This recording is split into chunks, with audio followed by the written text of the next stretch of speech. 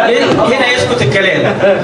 مسلسل مع الاستاذ محمد عبد الوهاب، اذاعه، اخ واخت وعيله كامله. طبعا يعني انا اول ما قالوا لي هشتغل قدام عبد الوهاب طبعا، وكمان كنت صغيره قوي يعني، بس مع يعني احساسي ان انا يعني فيها خوف برضو وكده، لكن مع اول كلمه قلتها نسيت وبقيت فاكره بس اللي انا بقوله، لاني ما اقدرش افضل فاكره الاحساس اللي جوايا ده. بس طبعا كانت تجربه رائعه جدا جدا، وكان انسان عظيم جدا، وكلامه كان حلو قوي قوي. وكان لما يقول لي هم بقى ورا الازاز الكبير قوي، واحنا قاعدين في الاستوديو كله كرسيين جنب بعض كده زي الغلابه قاعدين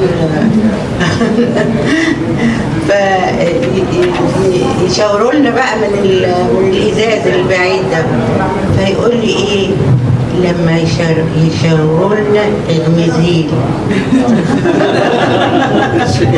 علشان بيبقى لا والاسمه كانت عايزه تعرف مين دي، وما كانوا سامعينه ومش عايزين يقولوا نيلي. وبعد كده قعدوا كام يوم ما يقولوش اسمي، الاستاذ علوان الله يرحمه محمد علوان، فكل مصر مين دي في ناس افتكرت سعاد حسني، بس بعد كام يوم بقى راح قايل نيلي. بس هي دي قصه حياتي. اتكلمنا مع محمد عن محمد عبد الوهاب، مين المطرب اللي انت او المطربه اللي كنت بتحبي تسمعيها وتندلي معاها وتحسي معاها؟ يعني طبعا اولا ليلى مراد، هي قريبه منك قوي على فكره. والله؟